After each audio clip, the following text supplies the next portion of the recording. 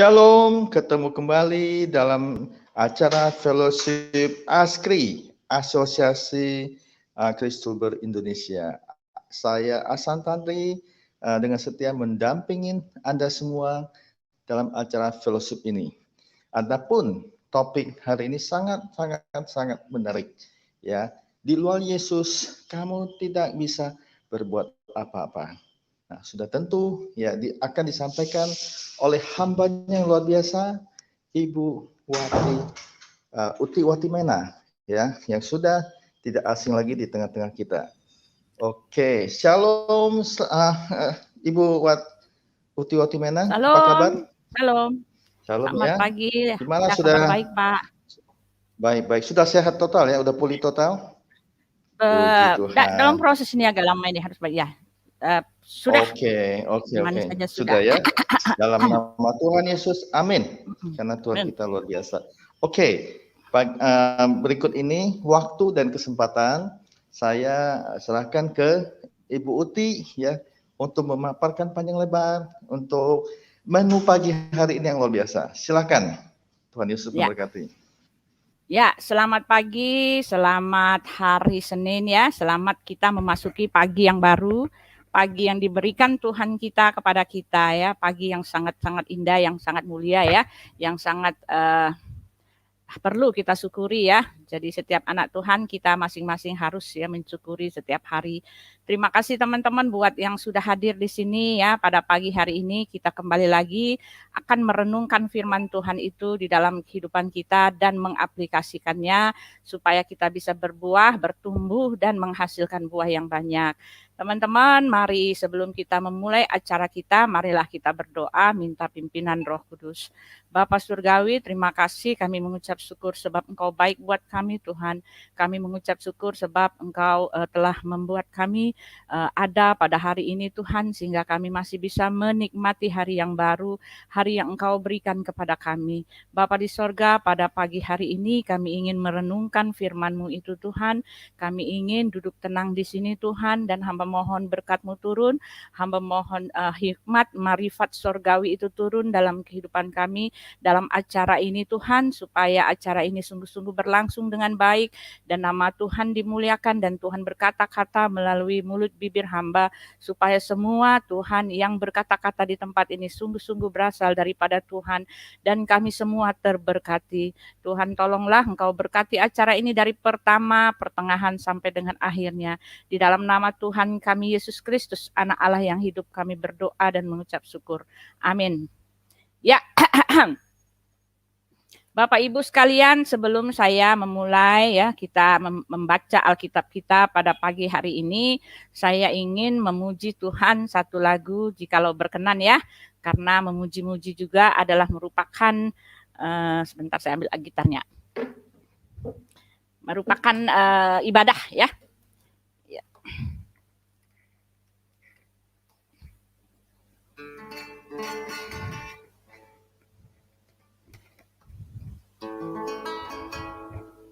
Ini kabel-kabelnya.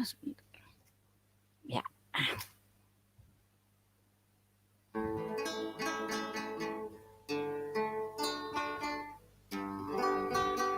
Ya.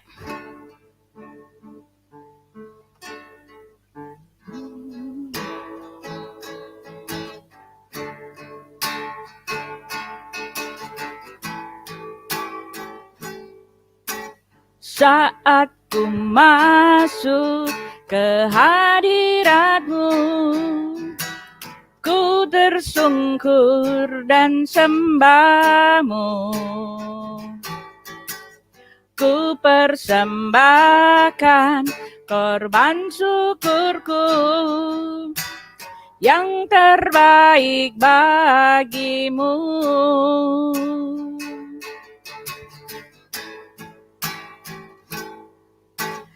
Saat ku masuk ke hadirat-Mu, ku tersungkur dan sembah-Mu. Ku persembahkan korban syukurku yang terbaik bagi-Mu.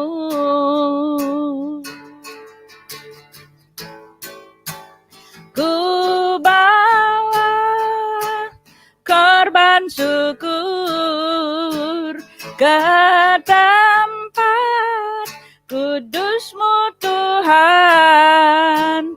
Hatiku limpah dengan syukur, sebab Tuhan baik. Oh, sebab Tuhan baik.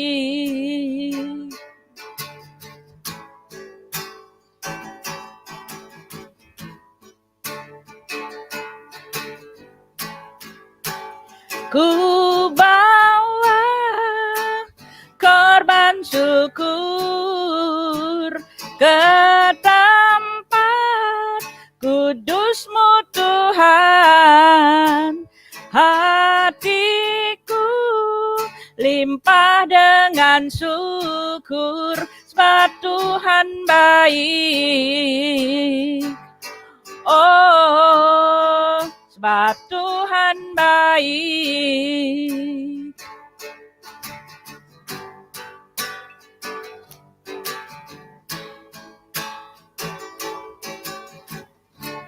Ya, luar biasa sekali ya, sebab Tuhan baik. Marilah kita bawakan persembahan syukur kita.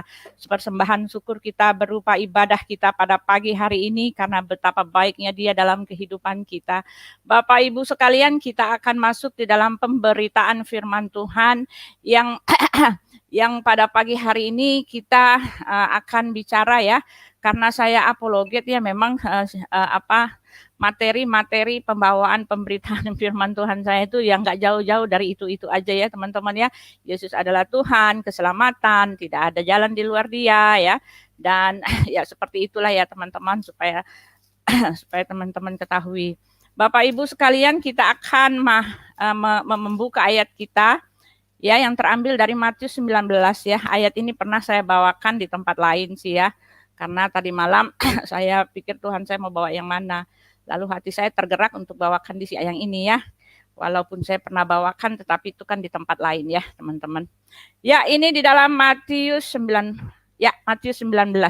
Tetapi sebelum itu mari saya undang semuanya, kita tunduk kepala, kita berdoa. Bapa di sorga, terima kasih Tuhan untuk pagi ini. Kami mohon pimpinan Roh Kudus, karena kami ingin memberitakan, kami ingin mendengarkan inti dari pengajaran-Mu Tuhan. Tolonglah Tuhan, Engkau berkata-kata lewat mulut bibir hamba Tuhan. Engkau berperkara dalam hidup hamba hari ini Tuhan, supaya sungguh-sungguh firman Tuhan yang kami dengar saat ini, yang kami wartakan, yang kami baca dan kami renungkan hari ini, sungguh-sungguh menjadi bagian dalam kehidupan kami. Dan semua orang yang terlibat di dalam acara ini Tuhan, mereka mendapatkan kekuatan iman dalam pemberitaan ini Tuhan. Terima kasih Bapa, terima kasih, dalam nama Tuhan kami Yesus Kristus kami berdoa dan mengucap syukur. Amin. Ya, saya akan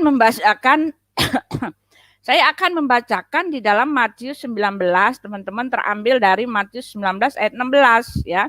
16 sampai 25 ya. Ini berbicara tentang orang muda yang kaya ya.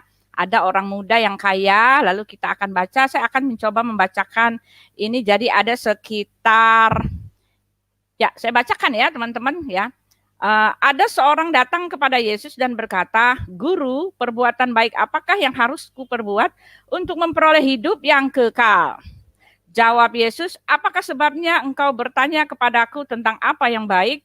Hanya satu yang baik, tetapi jika engkau ingin masuk ke dalam hidup, turutilah segala perintah Allah." Kata orang itu kepadanya, "Perintah yang mana?" Ya, kata Yesus, "Jangan membunuh, jangan berzina, jangan mencuri, jangan mengucapkan saksi dusta. Hormatilah ayahmu dan ibumu, dan kasihilah sesamamu manusia seperti dirimu sendiri." Kata orang muda itu kepadanya, "Semuanya itu telah kuturuti, apalagi yang masih kurang?" Kata Yesus kepadanya, "Jikalau engkau hendak sempurna, pergilah, jualah segala milikmu, dan berikanlah itu kepada orang-orang miskin, maka engkau akan beroleh harta di sorga. Kemudian datanglah kemari dan ikutlah aku." Ketika orang muda itu mendengar perkataan itu, pergilah dia dengan sedih sebab banyak hartanya. Yesus berkata kepada murid-muridnya, "Aku berkata kepadamu, sesungguhnya sukar sekali bagi seorang kaya untuk masuk ke dalam kerajaan sorga. Sekali lagi aku berkata kepadamu, lebih mudah seekor unta masuk melalui lubang jarum dan daripada seorang kaya masuk ke dalam kerajaan Allah." Ketika murid-murid mendengar itu dan sangat gemparlah mereka dan berkata, jika demikian siapakah yang dapat diselamatkan? Yesus memandang mereka dan berkata, bagi manusia hal itu tidak mungkin, tetapi bagi Allah segala sesuatu mungkin. Ya, sampai sedemikian jauh pembacaan Alkitab kita pada hari ini. Bapak Ibu yang dikasihi oleh Tuhan kita Yesus Kristus, pembacaan ini bercerita tentang seorang yang kaya ya. Pada saat itu banyak juga ternyata orang kaya ya. Orang kaya, lalu saya cari-cari referensinya teman-teman. Saya cari-cari lalu saya dapatkan bahwa orang kaya ini dia bukan saja seorang yang kaya, tetapi dia ternyata adalah seorang pemuka agama juga gitu loh. Ya, seorang pemuka agama, lalu dia datang kepada Yesus itu ya tiba-tiba datang dan sembunyi-sembunyi. Ya, karena ketika dia sudah muda, lalu kaya pula, lalu dia adalah seorang pemuka agama juga gitu. Jadi dia beribadah, dia melakukan semua yang baik dan dia dipandang orang ya. Jadi kalau ada orang yang kaya pada saat itu adalah orang-orang yang dihormati. Orang kaya pada saat itu apalagi dia adalah pemuka agama. Nah, kalau pemuka agama pada saat itu adalah orang-orang yang ahli-ahli Taurat ya, teman-teman ya. Ahli-ahli Taurat yang mengikuti perintah hukum Taurat itu siang dan malam dan merenungkan perintah hukum Taurat itu siang dan malam gitu. Tetapi ketika dia mendengar tentang Yesus, lalu dia menghampiri Yesus. Dia menghampiri Yesus lalu dia mengatakan apa yang harus kuperbuat untuk memperoleh hidup yang kekal. Ini adalah pertanyaan yang sangat-sangat aneh gitu ya teman-teman ya. Karena kalau kita lihat latar belakangnya, dia adalah seorang pemuka agama, lalu dia melakukan semua perintah hukum Taurat itu dengan sempurna ya, tepat, jelas ya. Dan tepat, jelas dan benar gitu. Tidak ada penyelewengan dan dia sama sekali tidak lalai dalam melakukan atau menuruti, mentaati perintah hukum Taurat yang ditetapkan kepadanya gitu ya. Karena dia adalah pemuka agama yang baik pada saat itu ya. Dia dikenal sebagai orang yang betul-betul taat. Tetapi ternyata jauh di dalam hatinya dia merasa bahwa dia tidak selamat gitu ya. Ya, ketika orang meminta didoakan, ketika orang meminta bertanya tentang keselamatan itu sebetulnya keluar dari hati ya. Keluar dari hati. Minta didoakan itu artinya memang dia minta didoakan ya. Seorang rasul, seorang nabi mereka tidak pernah minta didoakan supaya selamat. Ya, seorang yang yakin atau yang yakin ya pimpinan rumah-rumah ibadah gitu. Ketika mereka percaya, yakin dengan pasti tidak ada keluar terlontar, doakan saya supaya saya juga selamat. Tidak akan pernah terlontar pertanyaan seperti itu gitu ya. Jadi kalau ada yang meminta keselamatan, minta didoakan itu keluar dari hati karena dia sendiri yakin bahwa dia tidak selamat. Lalu dia mendatangi Yesus, dia mengatakan, ya kata orang itu kepadanya, perintah yang mana? Kata Yesus, jangan membunuh, jangan berzina, jangan mencuri, jangan mengucapkan saksi dusta. Hormatilah ayahmu dan ibumu dan kasihilah sesamamu manusia seperti dirimu sendiri. Kata orang muda itu kepadanya, semua itu telah kuturuti, apalagi yang masih kurang. Nah itu dia ya, jelas ya. Dia tidak berbohong, dia tidak berdusta, dan dia memang telah mengikuti. Dan dia dikenal sebagai orang yang alim pada saat itu. Ya lalu dia mengatakan, apalagi yang masih kurang. Iya kan, dikatakan begitu. Lalu kata Yesus kepadanya, jikalau engkau hendak sempurna, pergilah jual segala milikmu dan berikanlah itu kepada orang yang miskin, maka engkau akan beroleh harta di sorga. Kemudian datanglah kemari dan ikutlah aku.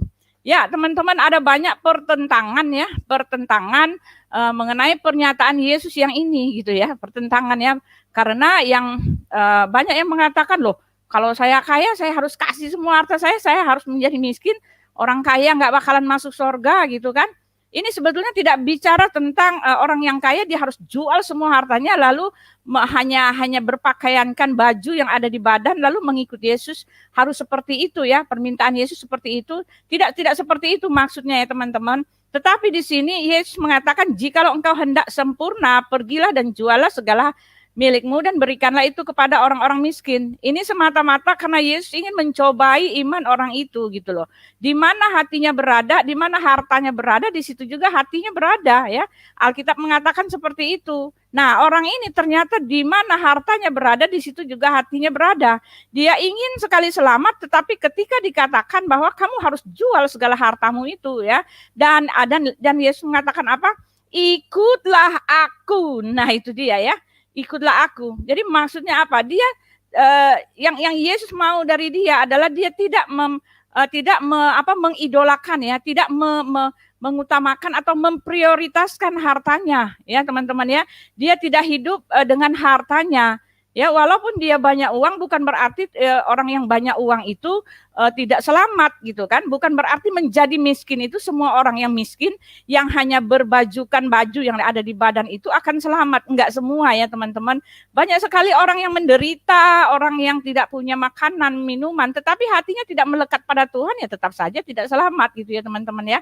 Jadi ini artinya bahwa Yesus ingin menguji iman orang itu apakah hatinya berada pada hartanya. Ternyata memang ya teman-teman, hatinya berada pada hartanya. Itulah sebabnya murid-murid mengatakan, jika demikian siapakah yang dapat diselamatkan?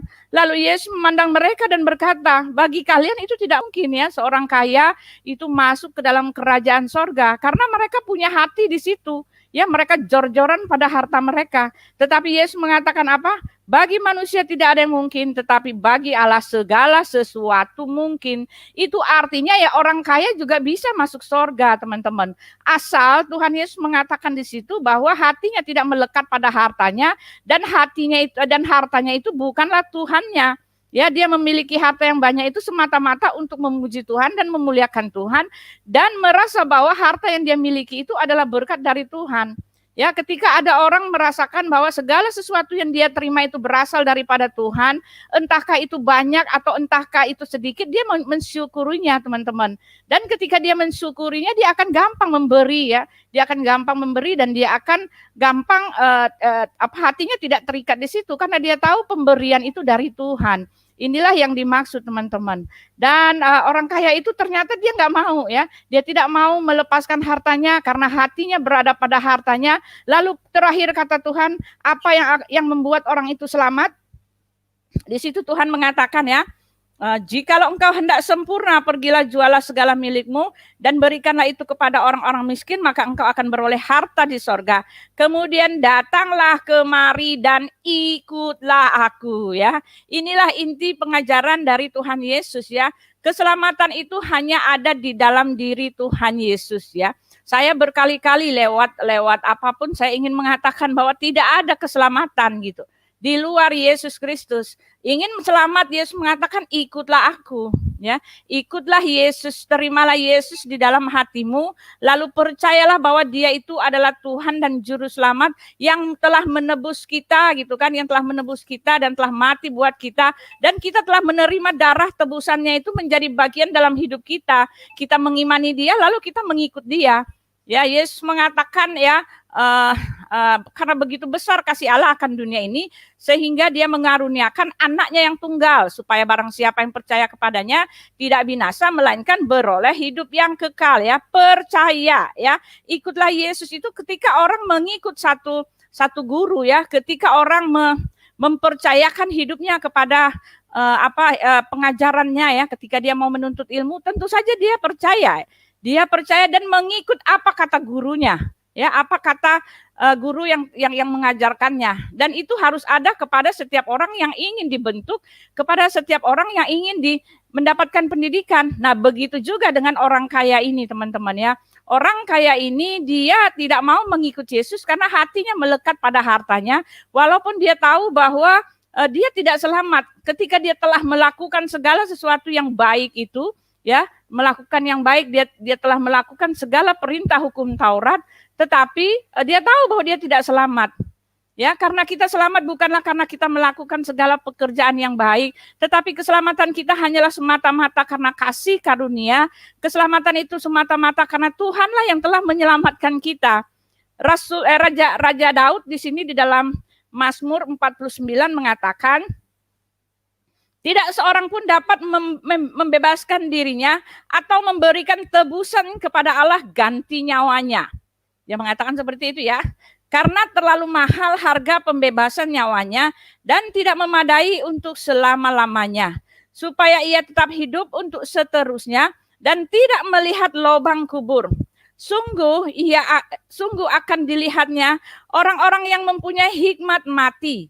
Nah kan, orang-orang bodoh dan dungu pun binasa bersama-sama dan meninggalkan harta benda mereka untuk orang lain. Kubur mereka ialah rumah mereka untuk selama-lamanya. Tempat kediaman mereka turun-temurun. Mereka menganggap ladang-ladang milik mereka. Mereka menggarap ladang-ladang milik mereka. Tetapi dengan segala kegemilangannya, manusia tidak dapat bertahan. Ia boleh disamakan dengan hewan yang dibinasakan. Inilah jalannya orang-orang yang percaya kepada dirinya sendiri, ajal orang-orang yang gemar akan perkataannya sendiri. Seperti domba mereka meluncur ke dalam dunia orang mati, digembalakan oleh maut. Mereka turun langsung ke kubur, perawakan mereka hancur. Dunia orang mati menjadi tempat kediaman mereka. Tetapi Allah akan membebaskan nyawaku dari cengkraman dunia orang mati, sebab Ia telah menarik aku. Wah, luar biasa teman-teman ya. Ya, sejak lama sebelumnya sudah dikatakan oleh Raja Daud bahwa keselamatan yang dia miliki itu adalah karena dia diselamatkan.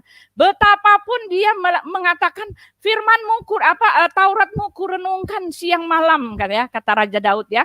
Tauratmu aku renungkan siang malam ya. Aku tunduk pada Tauratmu ya, Tauratmu. Tetapi dia sadar dan dia yakin percaya bahwa keselamatan itu dengan lantang Raja Daud mengatakan gini, tetapi Allah akan membebaskan nyawaku dan cengkraman dunia orang mati, dari cengkraman dunia orang mati, sebab Ia telah menarik aku. Lalu Raja Daud mengatakan begini ya, kubur mereka ialah rumah mereka untuk selama-lamanya, tempat kediaman mereka turun-temurun. Mereka menganggap ladang-ladang milik mereka, tetapi dengan segala kegemilangannya, manusia tidak dapat bertahan. Ia boleh disamakan dengan hewan yang dibinasakan. Nah itu dia, ya, manusia dengan segala kegemilangannya, dengan harta bendanya, ya, mereka, kata Raja Daud apa? Mereka hanyalah, ia boleh disamakan dengan hewan yang dibinasakan. Nah, ekstrim banget ya teman-teman ya. Orang kaya, orang yang memiliki segalanya gitu ya. Tetapi apa dikatakan di sini ya? Inti penekanan yang ingin disampaikan oleh Raja Daud di sini adalah bukan berarti orang kaya itu akan masuk neraka ya. Tetapi dia mengatakan di sini bahwa keselamatan itu hanya ada di dalam diri Yesus ya. Kita selamat itu adalah karena kita diselamatkan. Kita selamat itu karena kita sudah menerima darah tebusannya. Nah itu dia. Di luar Yesus tidak bisa mendapatkan keselamatan itu. Ya, judul yang saya kasih di dalam perenungan hari ini bahwa kita di luar Yesus kita tidak bisa berbuat apa-apa. Ini tidak bicara tentang orang yang tidak mampu melakukan apa-apa dalam segala hal ya. Ini jelas-jelas bicara tentang kita tidak akan bisa berbuat apa-apa dalam hal kita tidak bisa mendapatkan keselamatan. Ya, orang kaya itu datang kepada Yesus dan meminta supaya dia diselamatkan. Tetapi karena hartanya yang besar itu dia menjadi berat hatinya ya teman-teman. Berat hatinya lalu endingnya adalah dia tidak mendapatkan keselamatan itu.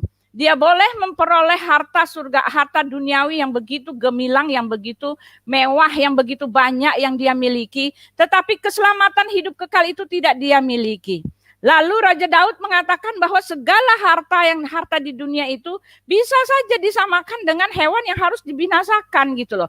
Nggak ada gunanya, kata Raja Daud ya. Nggak ada gunanya jika, nah sekali lagi saya mau bilang ya, tidak ada gunanya jika hati kita melekat pada harta kita. Ya, lalu tidak ada gunanya segala harta itu yang akan membawa kita kepada keselamatan. Ya, yang berguna adalah bahwa kita selamat karena kita diselamatkan. Raja Daud mengatakan, tetapi Allah akan membebaskan nyawaku dari cengkraman dunia orang mati, sebab Ia telah menarik aku. Yang lebih enak lagi ketika kita sudah diselamatkan lalu kita hidup diberkati. Tetapi sekali lagi yang saya mau tekankan bahwa berkat-berkat jasmani itu ya, harta duniawi itu bukanlah pertanda bahwa orang itu diberkati dan dia akan selamat. Ya, Yesus mengatakan bahwa tinggallah di dalam aku gitu kan. Ranting-ranting coba kita baca ya di dalam Yesus mengatakan tinggallah di dalam aku ya, di dalam ranting-ranting sebagai ranting-ranting gitu kan. Akulah pokok anggur dan kamu adalah ranting-rantingnya. Tadi saya itu ya, dan kamulah ranting-rantingnya ya, setiap pohon yang tinggal kokoh pada rantingnya itu mereka akan berbuah banyak. Nah, itu dia teman-teman ya. Jadi bukan berarti bahwa ketika kita sudah selamat Tuhan tidak akan memberkati kita, dan tidak berarti pula ketika kita kita tidak di dalam Yesus kita tidak mendapat harta ya, karena jelas ya membuktikan bahwa orang kaya ini dia tidak tinggal di dalam Yesus walaupun dia melakukan segenap hukum Taurat, tetapi dia tidak selamat. Ya, itu artinya teman-teman ya. Jadi kita diberkati Tuhan ketika kita tinggal di dalam Tuhan, kita kokoh melekat pada ranting, pada pokok itu, pokok anggur itu yang Tuhan bilang itu, kita kokoh berpegang di situ, kita akan berbuah banyak. Nah, itu dia. Jadi bukan berarti ketika kita mengikut dia, kita tidak akan mendapatkan berkat-berkat yang jasmani. Allah akan memenuhi segala permintaan kita ya, kalau itu berkenan di hadapannya. Jadi kalau orang Kristen jangan merasa minder gitu ya. Kita berhak meminta apa saja, kita minta gitu loh.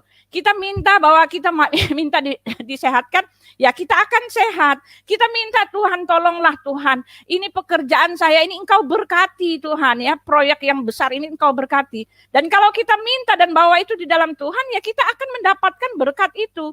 Ya, tidak mustahil seorang anak Tuhan yang sudah sungguh-sungguh hidup di dalam Tuhan diberkati juga secara jasmani gitu loh. Tidak mustahil kalau orang yang hidup di dalam Tuhan mereka punya harta yang melimpah. Karena Tuhan memberkati mereka dan karena Tuhan mempercayakan mereka gitu. Dan Tuhan memberkati karena apa? Karena hati, selama hati orang itu tidak melekat pada hartanya, berkat Tuhan akan dicurahkan ya secara melimpah-limpah ruah gitu. Seperti itu teman-teman ya. Jadi di luar Tuhan itu ya kita tidak bisa melakukan apa-apa. Melakukan apa yang dikatakan di sini, Raja Daud mengatakan bahwa di luar Tuhan Yesus, kita harta benda kita itu hanyalah sebagai apa dikatakan, tetapi dengan segala kegemilangan manusia tidak dapat bertahan, katanya gitu kan. Ia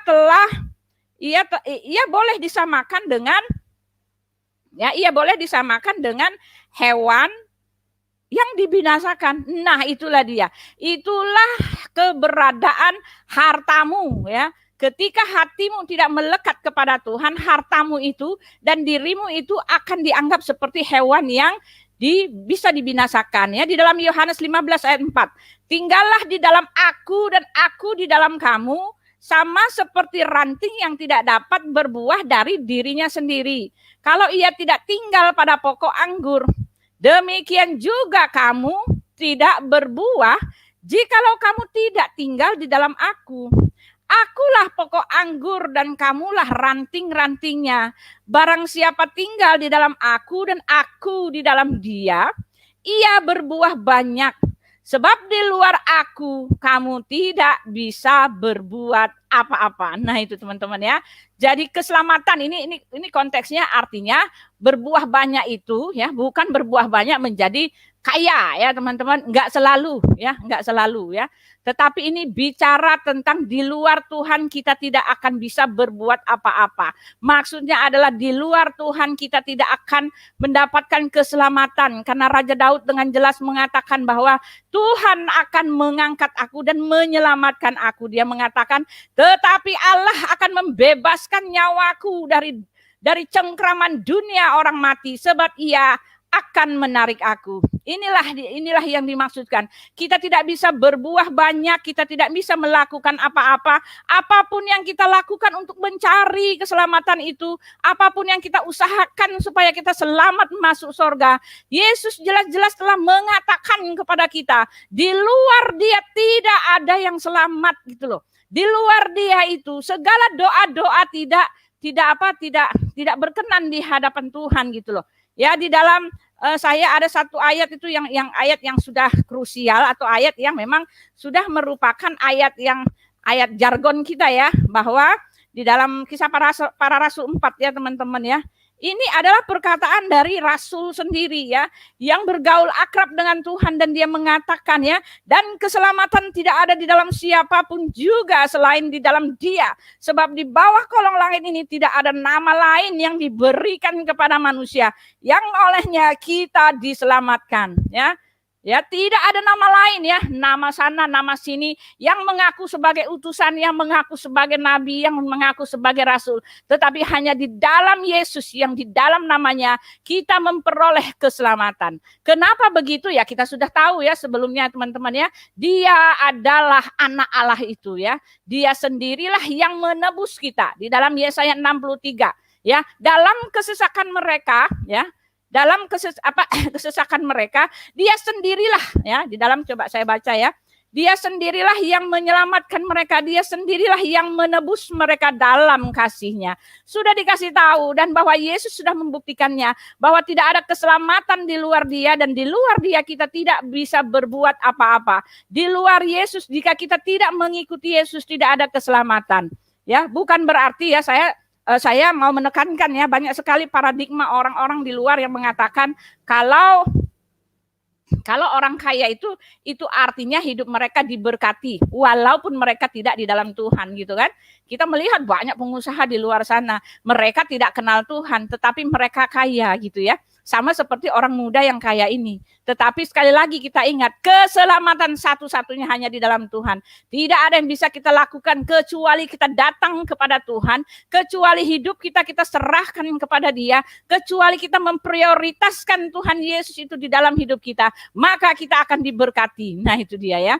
Ya, tugas dan kewajiban bahkan hak orang Kristen adalah mereka akan diberkati ketika mereka teguh melekat pada ranting itu. Nah, inilah bagian kita. Lupakan saja, jangan iri kepada orang yang melakukan kejahatan tapi kok makmur gitu kan. Yang jahat banget sama kita kok nggak mati-mati gitu kan.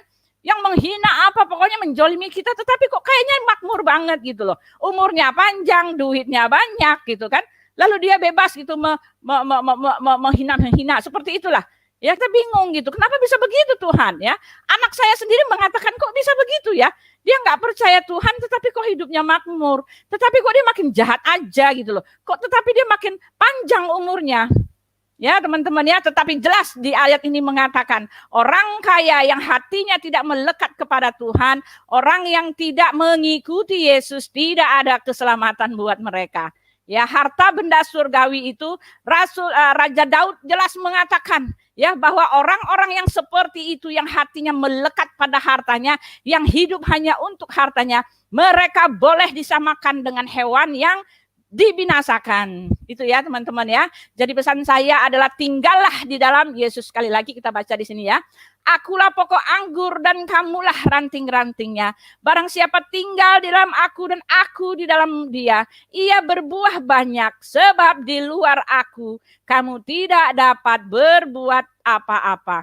Barang siapa tidak tinggal di dalam aku, ya, ia dibuang keluar seperti ranting dan menjadi kering. Kemudian dikumpulkan orang dan dicampakkan ke dalam api lalu dibakar. Nah itu ya teman-teman ya. Barang siapa yang tidak tinggal di dalam Yesus, barang siapa yang tidak percaya dan menerima Dia sebagai Tuhan dan Juru Selamatnya, ya, dia akan dilempar, dicampakkan ke dalam api, lalu dibakar. Amin. Ya, kita berdoa ya. Bapa di sorga, terima kasih. Kami mengucap syukur untuk kebaikan Tuhan dalam hidup kami. Kami mengucap syukur Tuhan untuk pemberitaan firman Tuhan hari ini, bahwa kami harus hidup di dalam Tuhan, tinggal di dalam Tuhan, tinggal pada pokok anggur yang betul-betul itu Tuhan, supaya kami sungguh-sungguh berbuah banyak Tuhan. Tuhan terima kasih Tuhan, firman Tuhan telah selesai diwartakan, Alkitab telah selesai dibuka, dan kami mau Tuhan supaya firman Tuhan yang kami baca hari ini sungguh-sungguh menjadi bagian dalam kehidupan kami. Terima kasih Bapa, dalam nama Tuhan kami Yesus Kristus kami berdoa dan mengucap syukur. Amin. Ya, terima kasih teman-teman. Ya, ini adminnya, silakan kita masuk dalam acara selanjutnya, tanya jawab.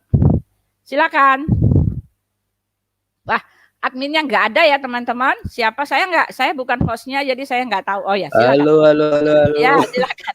Iya Pak. Ya. Aduh, maaf. Cepet takut saya. Janganlah takut, aku pesertamu. Saya lagi terima telepon, jadi langsung saya maaf ya. Pak. Tuhan memberkati saudara-saudara ya. Langsung kita sharing. Di luar Yesus tidak bisa berbuat apa-apa. Yohanes 15 ya Bu ya, ayat ya, tadi, Yohanes 5. Yohanes 4. Oh Yohanes 4, oke. Ada juga yang Yohanes itu, di luar aku kamu tidak di buah anggur, kalau itu dia. Itu ayat yang sangat saya yakini luar biasa. Sudah hadir kakak tercinta Ibu Suryani Pantau, Shalom. Pak John Hidayat. Tadi ada satu lagi, cuma lagi terpental ini. Gimana Bu? Dengan firman Tuhan hari ini, Pak John, apa kabar? Ibu Suryani dulu, monggo Bu. Ya, Shalom. Ya, luar biasa ya firman Tuhan. Shalom, ya. Bu. Jadi memang kebenaran firman Tuhan itu iya dan amin, bahwa di luar Tuhan Yesus memang kita tidak berguna. Ya, kita tidak berguna. Nah, kata yang dipakai sebenarnya itu bahasa aslinya, kata binasa itu artinya tidak berguna lagi. Jadi binasa itu orang yang terpisah dari Allah, orang yang tidak punya Yesus, orang yang belum mengalami perjumpaan secara pribadi, yang belum dilahirkan kembali, ya. Itu adalah orang yang binasa. Binasa itu memang sudah tidak berguna, sudah tidak mencapai sasaran, dan sudah tidak mencapai lagi tujuan daripada Allah, sehingga itu dikatakan binasa. Jadi oleh sebab itu bagaimanapun keadaannya, kalau di luar Yesus memang semuanya itu adalah tidak ada yang berguna. Nah, firman Tuhan juga katakan bahwa manusia itu juga tidak berguna, ya. Semuanya tidak berguna. Tidak ada seorang pun yang baik, seorang pun tidak ada yang benar, seorang pun tidak. Tidak ada yang baik dan semuanya tidak berguna. Jadi waduh. Jadi benar-benar di luar Yesus itu kita tidak bisa berbuat apa-apa, bahkan tidak lagi berguna di hadapan Tuhan. Sebab itu penting sekali untuk datang kepada Kristus. Berita yang baik, berita keselamatan itu harus sampai ke telinga setiap orang, ya, supaya mereka boleh berguna bagi Tuhan dan di dalam kerajaannya. Nah, saudara, mengenai kekayaan itu di dalam tadi dibahas dari Ibu Uti, Matius pasal 19. Itu dia, Ibu Suryani, mengenai kekayaan itu banyak orang yang saking rohnya. Jadi kalau kaya itu dosa, kalau semakin miskin itu semakin rohani itu. Susah amat Bu ya. Gimana Bu? Bisa murtad ini orang. Oh, bisa. Iya, jadi kadang-kadang iman seseorang itu diukur dari kekayaan, salah banget. Nah, dan kerohanian Bu, sama kerohanian itu. Iya. Nah, contohnya itu adalah Ayub, ya. Nah, ini adalah prinsip setan sebenarnya. Prinsip setan itu adalah bagaimana ketika iblis itu datang kepada Tuhan, ya, dia bilang, wah jelas aja Tuhan memuji Ayub. Kamu nggak lihat itu hambaku Ayub yang luar biasa, tidak ada orang yang seperti dia. Terus kemudian setan bilang, ya, oh jelas aja, ya dia diberkati, dia kaya dan sebagainya. Coba ambil semua yang dia punya, pasti dia menghujat engkau. Nah, karena memang dalam tujuan iblis itu untuk menjerat orang, untuk tidak datang kepada Tuhan dengan harta. Bahkan Tuhan Yesus pernah dicobai, ya, kalau kamu menyembah aku, akan kuberikan semua ini. Dia lupa, nggak sadar diri siapa yang punya semuanya itu. Tetapi kita melihat di sini Ayub, ya, dia percaya sama Tuhan, dia mengasihi Tuhan bukan karena hartanya, tapi dia betul-betul mengasihi Tuhan. Dan Tuhan tahu itu. Sebab itu kata Tuhan, oke, ambil semuanya. Saya izinkan. Akhirnya namanya iblis itu datang untuk mencuri, membunuh, dan membinasakan. Tidak tunggu-tunggu, habis semua yang dimiliki oleh Ayub. Tetapi yang sangat luar biasa kita lihat di sini, yang terperanjat, yang terkejut itu justru setan, ya, iblis itu sendiri. Dan di dalam kita melihat di dalam Ayub pasal yang pertama 22, maka berdirilah Ayub lalu mengoyakkan jubahnya dan mencukur kepalanya, kemudian sujudlah ia menyembah. Wah, luar biasa. Katanya, dengan telanjang aku keluar dari kandungan ibuku, dengan telanjang aku akan kembali ke dalamnya. Tuhan memberi, Tuhan yang mengambil, terpujilah nama Tuhan. Wow, luar biasa dahsyat. Jadi saudara, yang terpenting di sini, hati Ayub tidak terpaut, tidak terikat kepada harta, tapi hatinya terpaut kepada Tuhan. Ini yang membedakannya dengan di dalam orang yang kaya, anak muda yang kaya itu. Hatinya terikat, terpaut kepada harta sehingga menghalangi dia untuk datang kepada Tuhan. Tetapi Ayub adalah hatinya terpaut kepada Tuhan, hatinya benar-benar percaya pada Tuhan, walaupun sudah tidak ada apa-apa, hanya tinggal baju di badan, hatinya tetap menyembah dan percaya sama Tuhan. Itu bedanya. Nah, itu saja Pak untuk sekarang. Tuhan Yesus berkati. Oke, mantap. Terima kasih. Jadi kayaknya enggak masalah ya. Kayak firman Tuhan kan juga mengatakan ya, cinta akan uang adalah akar. Jadi cinta akan uangnya, bukan uangnya. Ya, tapi bukan cintanya, uangnya ya, hatinya. Cintanya, begitu ya. Bukan. Oke, Pak John Hidayat, monggo Pak. Shalom, selamat pagi, host Bapak Jenderal yang diberkati Tuhan. Selamat pagi Ibu Uti, luar biasa. Ibu Suryani, selamat pagi. Ya, shalom Pak John. Ya, puji Tuhan.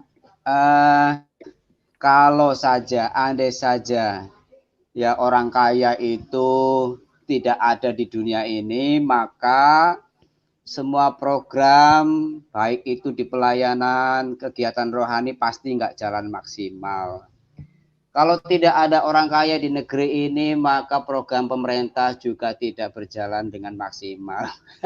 Jadi tidak ada yang salah dengan orang kaya, Pak Bu, ya, nggak ada yang salah. Iya, betul. Tuhan itu juga memerlukan orang-orang kaya, ya, jadi supaya pelayanan, misi, dan seterusnya itu bisa tercapai. Karena setiap kegiatan butuh dana untuk operasional dan seterusnya. Jadi sama sekali tidak ada yang salah dengan orang kaya. Kalau orang kemudian berpikir orang kaya identik dengan berdosa, itu ya itu haknya mereka. Tapi saya berpikir begini.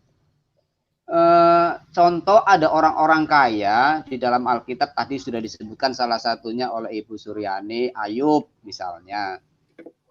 Kemudian Lukas pasal 19 ayat 8 saya membaca tentang Sakius. Sakius ini juga orang yang sangat kaya diberkati Tuhan. Memang Tuhan itu beberapa kali ngomong orang kaya itu memang sukar masuk dalam kerajaan Allah. Sukar, tapi bukan berarti tidak bisa masuk dalam kerajaan Allah. Tapi tadi dibahas oleh Ibu Uti, memang orang kaya itu tadi halangannya ada di hartanya. Jadi diajak maju dalam Tuhan, diajak maksimal di dalam Tuhan, karena bisnis dan pekerjaannya, karena mengurusi hartanya, sehingga dengan Tuhan kurang maksimal. Ya, bekerja sama dengan Tuhan jadi kurang maksimal, pelayanan jadi nggak maksimal, dan kalau itu terus dibiarkan lama-lama jauh dari Tuhan, tidak mengerjakan pekerjaan Allah, itu yang menjadi rawan, kemudian orang kaya jadi gagal masuk surga. Tapi beda dengan Sakius ketika dia berjumpa dengan Tuhan, dia orang kaya, akhirnya dia diselamatkan Tuhan karena dia berjanji, berikrar, berkomitmen, separuh dari kekayaanku Tuhan aku akan taburkan. Separuh dari hartaku aku akan bagikan kepada banyak orang. Dan sekiranya ada orang yang pernah kucurangi, saya akan menebusnya dengan 4 kali lipat. Dengan begitu orang kaya seperti seperti Sakius, maaf. Orang ini diberikan predikat oleh Tuhan, wah ini anak Abraham. Dan hari ini terjadi keselamatan, baik Sakius maupun keluarganya. Jadi saya bisa simpulkan bahwa keluarga Sakius, orang kaya, akhirnya masuk surga. Mungkin itu dulu dari saya, Pak Heri. Terima kasih, Tuhan memberkati. Oke, dahsyat Pak. Terima kasih. Nah, sebelum kembali ke Ibu Uti ya, kita sapa dulu. Ini, oke, ada yang menarik nih.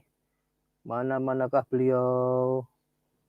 Siapa yang masuk ini? Pak Murid Kristus dulu deh. Halo Pak Murid Kristus.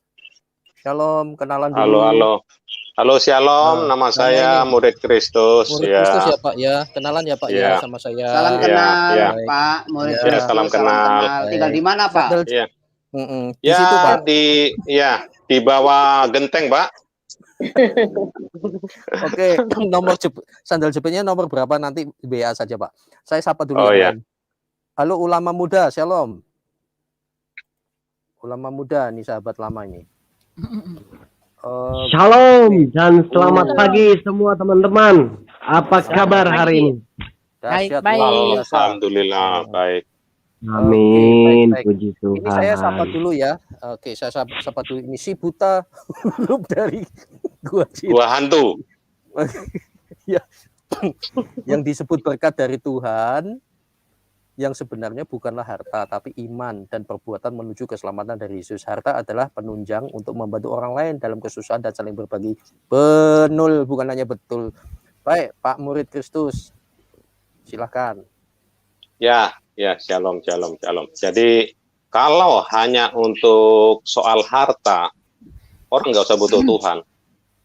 Orang nggak usah butuh Tuhan, karena semua Betul, itu Pak. sudah karena semua itu sudah diberikan kepada Tuhan. Dan seperti matahari, Tuhan menerbitkan matahari untuk orang jahat maupun orang yang baik. Dan soal harta itu yang sudah saya sebut tadi itu, untuk makmur itu nggak usah butuh Tuhan, karena sudah disediakan oleh Tuhan, sudah dipelihara semuanya. Nah, yang jelas itu memang butuh harta kita. Cuman yang Tuhan mau ini adalah pertama di dalam Matius 6 ayat 33, tetapi carilah dahulu kerajaan Allah dan kebenarannya, maka semuanya itu akan ditambahkan kepadamu. Jadi ada berkat khusus, ada berkat umum. Yang mereka itu berkat umum. Kalau berkat khusus, keselamatan, sukacita, damai sejahtera, apalagi itu. Itu semuanya itu tidak bisa didapat di luar Kristus. Keselamatan, itu nggak bisa. Nah, Tuhan itu akan memberikan berkat khusus yang melimpah kalau orang itu sudah dewasa rohani. Jadi dia itu tidak menjadi hamba uang lagi, tidak menjadi hamba harta lagi. Jadi dengan apa yang sudah diberkati oleh Tuhan, dia itu sudah bijaksana menggunakan harta itu. Jadi dia sudah tidak diperhamba oleh uang, tapi uang itu diperhamba oleh dia. Jadi untuk menolong orang, untuk untuk memberikan dan memperhatikan saudara seiman maupun yang tidak seiman, kita menjadi saluran berkat. Nah, dengan harta itu kita bisa mempermuliakan nama Tuhan. Ya, itu aja dulu Pak Heri. Oke, baik. Luar biasa ya. Dan saudara-saudara ingat ya, jangan mengidentikan kalau orang kaya itu identik dengan sombong. Enggak juga. Orang miskin yang sombong juga banyak. Contohnya, udah miskin, nganggur, malas ke gereja, tukang protes, itu merokok, mabuk lagi. Sombong lagi. Sombong lagi. Iya. Nggak ketolong itu, Pak. Iya, tidur aja nggak di kasur loh, Pak. Di got, Pak. Karena mabuk. Kecemplung di got sampai pagi. Begitu disuruh, kamu kenapa di situ? Ayo keluar. Dia bilang, memangnya ini got milik kamu. Oke. Baik, saya lanjut ke ulama muda. Shalom ulama muda, apa kabar? Bagaimana dengan topik kita hari ini? Iya, kabar saya sangat baik. Tema yang dibahas di sini apa ya pada pagi hari ini? Ya, di luar Yesus saya ngelihat judulnya. Ya, judul Yesus yang saya lihat di sini. Ya, lanjut. Ya, judul yang saya lihat di sini adalah di luar Yesus tidak bisa berbuat apa-apa. Nah, sebelum saya meng-counter, saya mau tanya dulu kepada teman-teman. Di luar Yesus tidak boleh buat apa-apa. Maksud tidak berbuat apa-apa di luar Yesus itu apa? Bicara soal keselamatan atau bicara apa dulu di sini? Soal keselamatan ya, tidak bisa berbuat apa-apa soal keselamatan ya, karena kita akan berbuah banyak itu buah-buah rohani ya, bicara sebagai buah-buah rohani. Kita akan berbuah lebat ya, kita akan ya kalau kita tinggal di dalam Yesus, kita kokoh di dalam Dia, kita akan berbuah lebat. Berbuah ya bicara tentang rohani lah ya.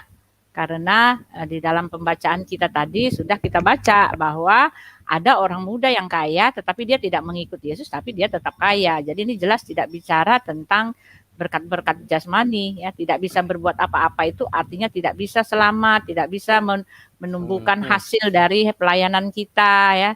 Hidup kita suam-suam kuku ya, nggak ada kebangunan rohani yang bisa kita lakukan, nggak bisa bikin apa-apa karena yaitu suam-suam kuku kalau kita tidak tinggal ya berakar berurat pada itunya ya pokoknya itu ya itu dia. Baik, itu jawabannya, silakan Mama Muda.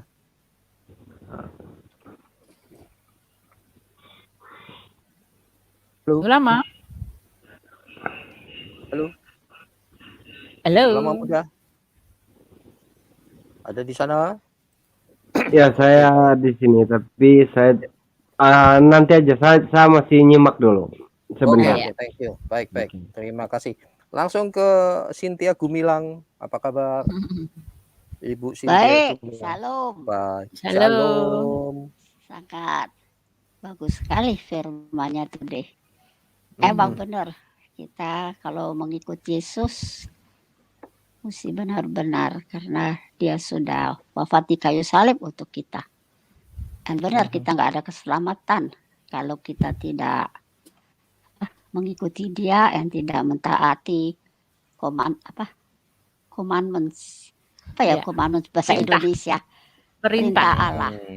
Iya, karena dia juga mengikuti Bapaknya di surga sampai wafat di kayu salib karena dia mencintai kita, di mana kita tidak bisa nggak mengikuti dia.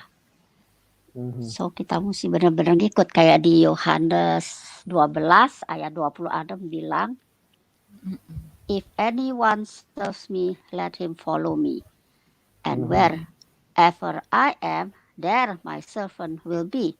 Also if anyone serves me, him my Father will honor. Jadi kita mesti benar-benar mengikuti dan mentaati janji-janji Kristus. Itulah my sharing. Terima kasih. Ya. Thank you. Tuhan memberkati Ibu. Tuhan memberkati Ibu Cynthia Gumilang. Thank you. Iya, dahsyat. Baik. Emang firman-Nya juga dahsyat sekali. Bapak komandan kita nih, Ari Tonang. Silakan. Pak Ari Tonang. Shalom.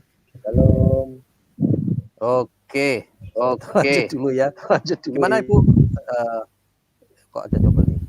Pak, Ibu Uti silakan menanggapi.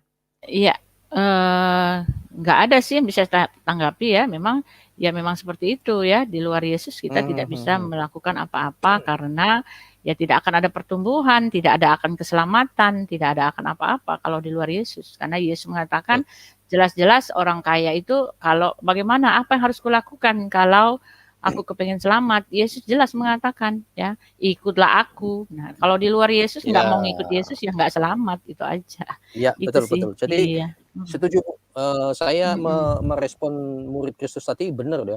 Kalau sekedar mau jadi orang kaya tidak harus jadi Kristen. Ya, Ada yang keliru-keliru ya. Wah jadi orang Kristen kok. Tapi ada loh tertarik dengan kekristenan karena kayaknya orang Kristen kok kayaknya gitu ya, atau suka ya diberkati ya kan. Ya diberkati itu. Nah kalau yang begini-begini harus segera dimentorin, harus dimuridkan dulu bahwa itu salah. Kamu ngelihat berdasarkan mata yang dilihat manusia. Kalau sekedar jadi orang baik juga tidak harus jadi orang Kristen ya. Orang di luar Kristen yang baik-baik juga banyak. Banyak juga. Orang Islam yang baik-baik juga banyak loh. Banyak. Ya. Hanya bedanya tidak mendapatkan keselamatan. Oke, dahsyat. Sekarang Pak Bincar, shalom Pak Bincar. Ada? Ini ada yang apa? Sinyalnya kayak teh celup. Nah itu. Shalom Pak Bincar, bisa kedengaran? Shalom Pak Heri. Shalom saudara-saudara. Ya, terberkati ya khotbahnya Bu Uti. Jadi memang benar. Jadi kenapa ya? Saya bisa cerita sedikit ini Pak ya. Iya Pak. Silakan. Oh maaf kepencet. Silakan Pak Bincar. Ya Pak ya. Ya. Jadi memang betul kata Bu Uti, rupanya uang itu bukan untuk dikumpulkan tapi digunakan. Ya. Saya di Kerawang ini, aslinya saya orang Pekanbaru Bu Uti. Jadi ya. Jadi yang saya lakukan itu sekarang di sini Pak ya, memberi sarapan pagi yang jompo, yang yatim piatu ya. Selama mengikuti di Polsek, mungkin Pak Heri tahu lah ya, pernah dengar ya? Iya, dengar. Iya, jadi begini, kenapa berani saya lakukan itu? Selama ini kan orang tua saya mendapatkan uang itu nggak benar Pak Ikim. Maksudnya begini, biasanya orang Batak kan rentenir lah, kira-kira gitu. Iya. Jadi setelah dijemput Tuhan 1 tahun 2 bulan yang lalu, ibu saya, jadi saya berniat sama saudara-saudara saya lah ya, mau memulangkan lagi uang yang sudah didapat orang tua saya ini, kira-kira gitu loh Pak Ikim. Apakah saya salah? Oke, Iya, pertanyaan. seperti Zakheus ya. Iya, termasuk ya. Iya, jadi termasuk juga saya udah sampaikan ke Pak Paul, kan Yayasan Damaris Pancasila kan sudah ini ya. Kebetulan Pak Stefan belum pulang. Apa udah pulang? Saya kurang paham ya. Jadi apalah saya katakan. Saya takutnya begini, ke anak-anak saya ini kan saya udah bina dari kecil ya. Takutnya nanti kalau mereka makan uang seperti itu, jadi saya rasakan seperti yang saya alami nih, kira-kira gitu loh Pak. Jadi banyak kendala. Gitu loh. Tapi gini loh, saya mau tanya ini Pak Ikim, ada penyakit saya yang belum bisa saya sembuhkan Pak Ikim. Apa itu Pak? Kalau saya misalnya lah berencana baik kepada seseorang gitu ya. Kalau seseorang itu ragu, malah saya buat dulu dia semakin ragu. Tapi sebetulnya saya nggak seperti itu, nanti malah orang yang nyampaikan. Begitu juga kalau seseorang itu curiga, saya buat semakin curiga. Sebetulnya saya nggak seperti itu. Gimana cara nangkisnya itu Pak ya? Iya, oke. Itu aja dulu, Pertanyaan Pak. ke saya Pak ya. Yang pertama mengenai hasil rentenir tadi, ya berdoa saja Pak, mau kembalikan atau tidak. Tapi yang bagus adalah ya sudah Pak, stop saja, tidak usah diminta lagi bunganya dan lain sebagainya, lepaskan saja, cukupkan dirimu dengan apa yang ada, begitu Pak. Nah, mengenai semua itu dari berdoa minta Roh Kudus yang menolong, mendorong, ya, memberikan inspirasi kepada Bapak. Kalau misalkan dikembalikan, ya saya rasa bisa iya, bisa tidak, tetapi bagi saya ya tergantung bagaimana hikmat yang Tuhan beri. Dan itu bukan suatu sudah selesai kan. Yang penting orang tua kan sudah meninggal. Ya lebih baik di stop aja gitu. Oke, yang kedua mengenai Bapak, ya nggak usah begitulah Pak. Yang penting kita nothing tulus saja. Kalau mau berbuat baik saja. Tugas kita menabur saja, gitu. Nah kadang-kadang kalau dicurigai, ya buat saya kalau curiga ya nggak usah, gitu aja daripada masalah. Yang penting kita tulus saja. Saya rasa gitu, nggak usah dibikin-bikin Pak, nggak usah mencobai dan seterusnya, nggak usah lah. Daripada malah udah curiga dibikin curiga lah, kan malah nanti masalahnya Bapak nanti rusak namanya juga Pak. Nama baik itu jauh lebih ini ya, kan ada tuh firman Tuhan, menjaga nama baik itu penting sekali. Artinya begitu Pak, tulus saja lakukan. Kalau dicurigai ya sudah. Kalau kamu curiga ya berbuat baik sama orang yang bisa menerima dengan baik Pak, lebih bermanfaat gitu saya rasa. Oke Pak ya, mungkin Bu Uti atau yang lain mau nambahkan? Baik, terima kasih. Iya. Gitu Pak, simpel aja Pak. Buat ngapain menyusahkan diri sendiri Pak dengan tak bikin sekalian. Ada contoh orang Pak ya, dia mengatakan gini, apa kamu bilang aku setan? Oke, saya tunjukkan setan saya. Lah itu kan bukan Kristen Pak. Enggak perlu. Bukan itu maksud saya Pak Ikim, begini. Enggak, saya hanya ngasih contoh. Itu ya, bukan. Enggak ada hubungannya Pak. Misalnya begini ya. Bukan. Maksudnya gini, misalnya kan kita memberi sarapan pagi ini kan, ini orang Batak pun yang Kristen pun nggak ada yang saya kasih nih Pak. Iya. Orang-orang terus, orang kita Sunda, jadi pada saat kita beri dia kan, kadang nasi atau sarapan yang kita kasih itu nggak dimakannya loh Pak. Ya nggak usah kasih lagi Pak. Gampang. Kasih sama yang mau terima aja Pak.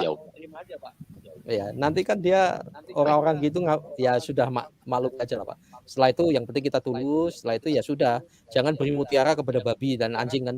Itu firman Tuhan yang bilang loh Pak, bukan saya. Jangan beli barang berhargamu kepada mereka kan gitu. Santai. Oke Pak ya, mendekati. Baik. Ibu Uti? Belum Ya, yang lain ya? Ya, saya setuju dengan Pak Heri ya. Jadi misalnya orang bilang kamu pembohong ya, jangan berbuat bohong. Jadi itu artinya orang yang misalnya bilang Pak Binsar itu pembohong, lalu Bapak, oh saya tunjukkan bahwa saya pembohong, lalu Bapak akan berbohong terus. Ya itu artinya Bapak menerima stimulus untuk melakukan dosa gitu ya. Jadi setiap orang yang berkata negatif ya jangan Bapak balikin lagi dengan menunjukkan negatif itu, ya nggak begitu Pak. Iya kan, jangan terima umpan orang untuk berbuat dosa gitu. Itu loh maksud saya kan, dikatakan misalnya begini, oh Bapak itu orangnya munafik. Ya udah saya tunjukkan bahwa saya munafik. Ya nggak seperti itu Pak ya. Nggak boleh, justru atau malah ditolak, dipanas-panasin gitu loh maksudnya. Iya, justru Pak, justru harusnya ditunjukkan bahwa apa yang kamu katakan itu tidak benar. Oke, baik. Ibu, kita lanjutin dulu ya Pak Binsar gitu ya. Jadi nggak usah dipanas-panasin Pak. Baik. Kalau ada api kecil di hutan, langsung siram Pak. Jangan malah dikipas-kipas. Itu Bapak malah ngipas-kipasin. Kecuali Bapak penjual sate ya lain lah. Bapak Madam Yanti. Maaf Ibu Madam Yanti. Shalom. Ada Pak J. Edi Sutopo nanti setelah ini. Pak, Ibu Madam dulu. Shalom. Selamat pagi, Madam. Selamat pagi Bapak-bapak, Bu yang ada di room. Salam kenal. Pagi, salam kenal. Injing buat Pak Ikim, Sugeng Injing. Injing. Ya. Injing. Saya mendengar itu tausiah dari Ibu Uti sangat memberkati. Pagi-pagi sudah makanan rohani yang kita perlukan dalam kehidupan ini. Jadi saya seakan-akan merinding kalau bila mendengar akulah pokok anggur yang berbuah. Jadi Tuhan menginginkan manusia ini mendapatkan pokok anggur yang berbuah. Jadi ranting-rantingnya yang tidak berguna dicampakkan lalu dibakar. Jadi sangat merinding saya bila mendengar firman Tuhan itu. Jadi terima kasih Ibu Uti, firman-Nya sangat memberkati pada pagi hari ini. Dan begitu juga tentang orang kaya. Orang kaya tidak salah kalau dia orang kaya takut Tuhan, orang kaya murah hati. Memang Tuhan senantiasa menyertai Emmanuel kepada orang kaya itu. Jadi orang kaya tidak salah sebab di dalam dunia ini orang kaya juga dibutuhkan sebab dia untuk memberikan dana bagi misioneri yang ada di ulu-ulu, bagi memberikan dana bagi hamba-hamba Tuhan yang pelayanan di pelosok-pelosok. Jadi tidak salah bagi orang kaya yang murah hati, yang takut akan Tuhan. Pasti Tuhan akan memberkati yang melimpah-limpah. Haleluya, amin. Dan boleh kan lagu Jawa boleh? Boleh. Bu, nanti saya terjemahkan. Ya, sebab saya ini orang Jawa satu-satunya yang sudah diselamatkan di sini. Tidak banyak orang Jawa di sini, tetapi dia masih di sebelah. Jadi saya ingin menyanyikan lagu Jawa. Boleh ya? Monggo, Bu. Monggo.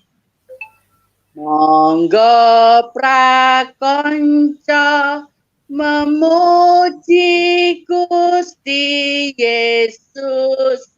Yesus lawan awan remaning lan kebak binga sampun awis Gusti maringaken ganjaran ingkang mulya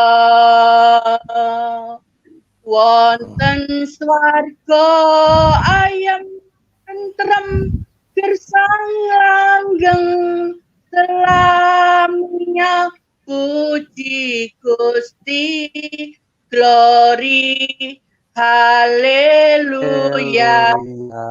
Oh, dahsyat. Ibu. Gusti glory haleluya. Matur suwun, terima kasih. Ibu, diterjemahkan Bu, artinya nopo Bu?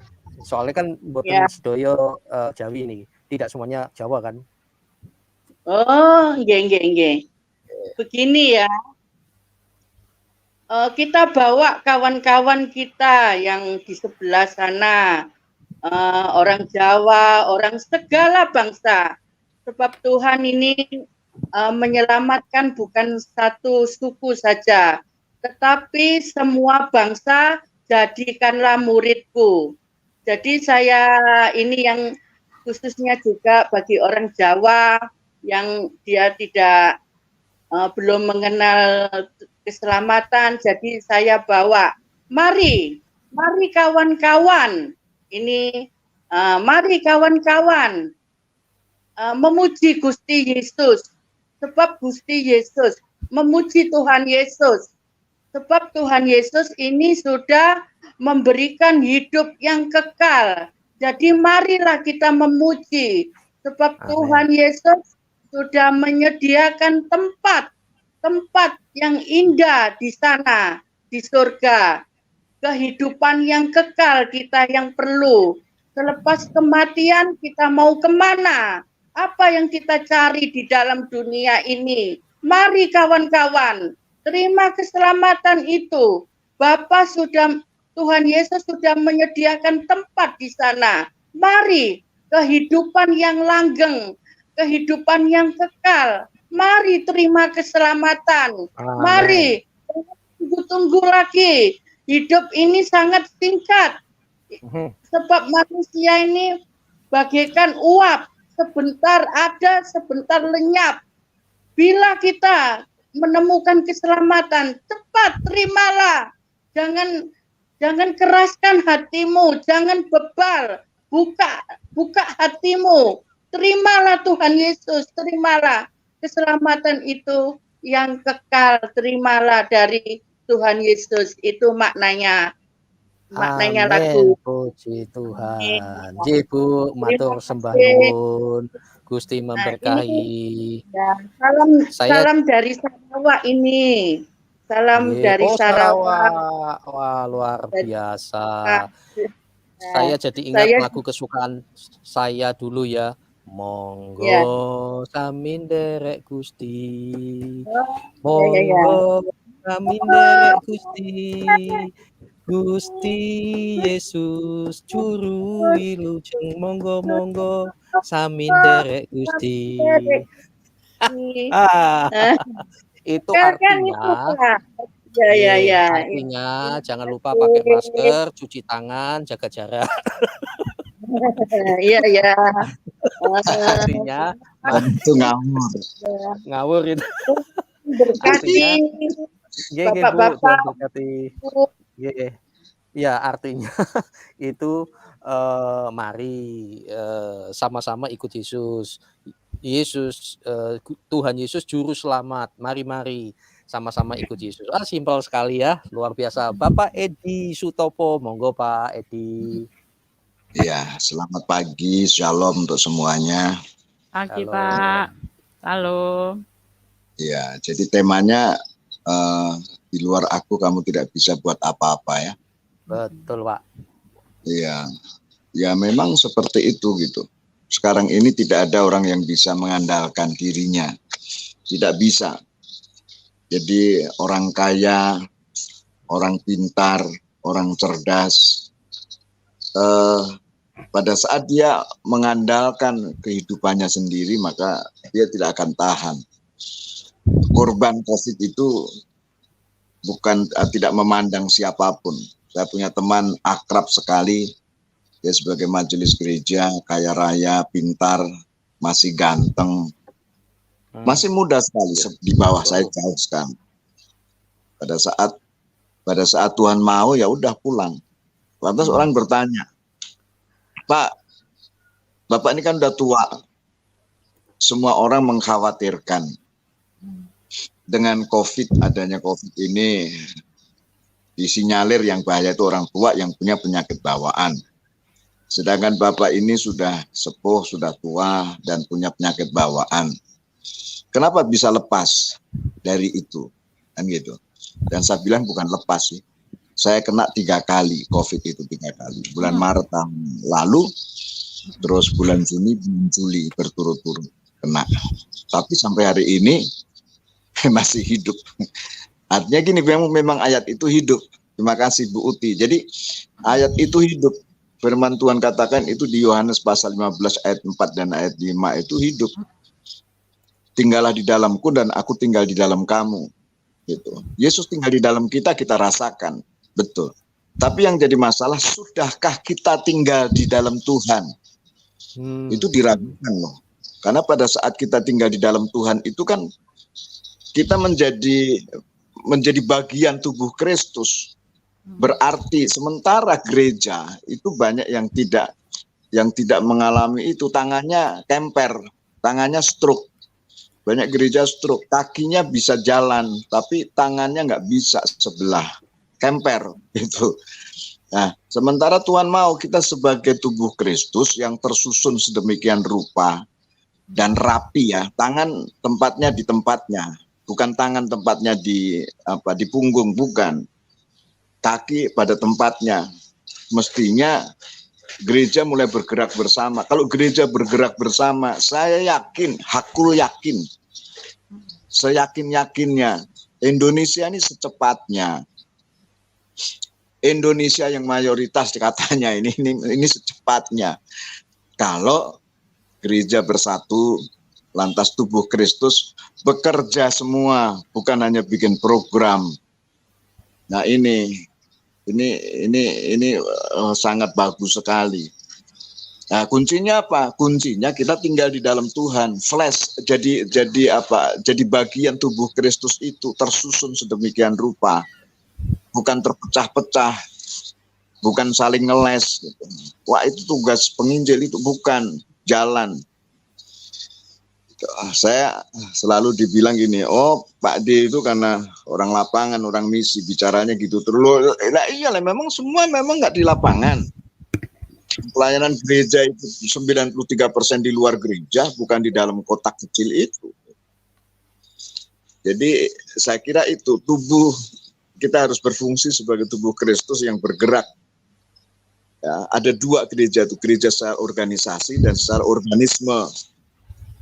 Lebih penting mana? Kalau saya lebih penting organismenya, organ yang hidup itu, mata bisa melihat, bukan buta, melihat orang di sekeliling kita pura-pura nggak tahu, nggak mau doa, nggak mau mendoakan tetangga kita. Coba seleksi di depan rumah kita tuh orang sudah percaya belum? Di belakang rumah kita, di samping kanan kiri. Permisi bukan berarti harus jauhnya pergi. Lah kalau saya jauh pergi itu karena memang Tuhan tentukan saya harus mengadopsi suku-suku yang memang belum dijangkau untuk di Kalimantan khususnya. Oke, saya kira itu. Jadi saya mendukung sekali ayat ini untuk diresapi bersama. Yesus tinggal di dalam kita. Kalau kita tidak tinggal di dalam Tuhan, ya nggak bisa gerak. Oke, Tuhan memberkati semuanya. Tuhan memberkati Bapak Edi Sutopo, Tuhan memberkati, shalom, shalom. Dan ini tadi Pak Binsar, ada satu lagi tapi sinyalnya lagi jadi tes celup. Oh, Pak Binsar sudah ya, jadi tes celup, naik turun. Oke, ada yang mau kembali lagi ke Pak John, lalu kita akan menutup pertemuan kita.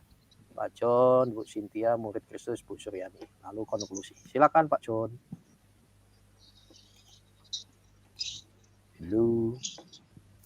Oke, kita lewati dulu kalau Pak John. Pak Ibu Cynthia Gumilang, ada yang mau disampaikan? Oke. Silakan. Tidak, terima kasih. Pak ulama Baik, Tuhan muda berkati. belum loh. Pak ulama mudanya udah keluar. Iya, sinyalnya jelek, sudah ngasih tahu sinyalnya jelek. Pak Murid Kristus silakan, lalu Ibu Suryani. Ya, lanjut aja dulu Pak, lanjut dulu Pak. Bu Suryani, Terima kasih. silakan Bu Suryani. Silakan konklusinya. Ya, bukan ya. Dari saya adalah bahwa memang betul bahwa firman Tuhan katakan muliakanlah Allah dengan hartamu. Ya, itu ya. Di dalam Amsal pasal yang ketiga. Jadi kita juga diminta oleh Tuhan untuk memuliakan Tuhan dengan harta kita. Jadi tidak ada masalah dengan harta, kekayaan, tetapi sekali lagi masalahnya di hati, ya. Cinta uangnya, hatinya yang terpaut pada harta sehingga melupakan Tuhan, itu yang salah dan itu yang membinasakan. Jadi bagi kita yang ada yang di sini yang memiliki harta yang banyak, ya, yang Tuhan percayakan kepada kita, dan itu kita harus berbagi kepada orang lain. Nah, salah satu buah daripada yang kita hasilkan itu adalah buah memberi, ya.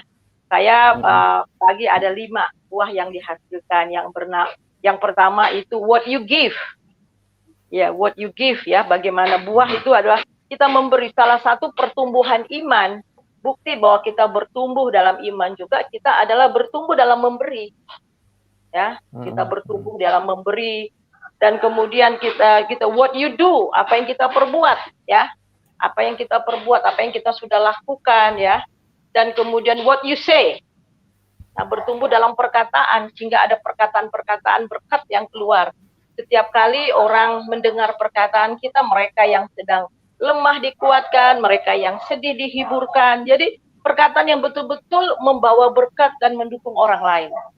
Kemudian what you think. Nah, bertumbuh juga dalam paradigma kita. Paradigma kita akan mengalami perubahan seperti di dalam Roma pasal 12 ayat yang kedua, ya. Jadi itu ada perubahan di dalam berpikir. Dan kemudian what you want, what you win, artinya apa yang kita selamatkan, nah, jiwa-jiwa. Nah, inilah, jadi sebenarnya buah itu karakter, ya. What you think, what you say, what you do, what you give, and then the last itu adalah what you win, apa yang kamu menangkan.